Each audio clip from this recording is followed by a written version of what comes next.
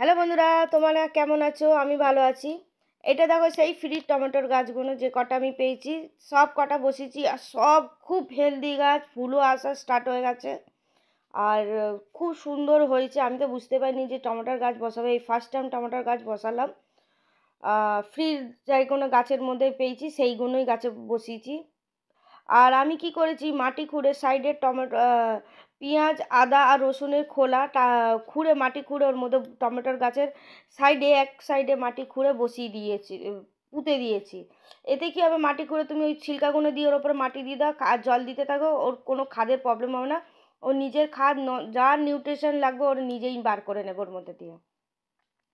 আর এটা হচ্ছে জবা গাছ, দেখো কাটিং করার পর কত সুন্দর হয়েছে। ব্রাঞ্চগুলো দেখো শুধু, যত ভালো ব্রাঞ্চ হবে তত ফুল পাবে আর ততই তোমার ছাদ সুন্দর লাগবে। ছাদ হোক, নিচের বাগান হোক, সব তোমাদের সুন্দর লাগবে। দেখছো গরম একটু পড়তে পড়তেই কড়িও চলে এসেছে আমার।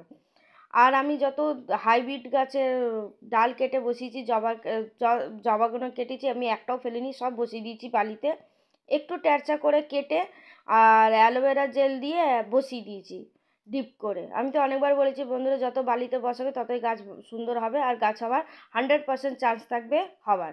আমি এরও আপডেট দেবো। আর ভিডিও কিন্তু ভালো লাগলে বন্ধু তোমরা লাইক সাবস্ক্রাইব করতে ভুলবে না। কোনো রকম যদি অসুবিধা হয়, বুঝতে না পারো, তার জন্য আমাকে কমেন্টে বলবে, আমি তোমাকে ভিডিও বানিয়ে ভালো করে দেখিয়ে দেবো।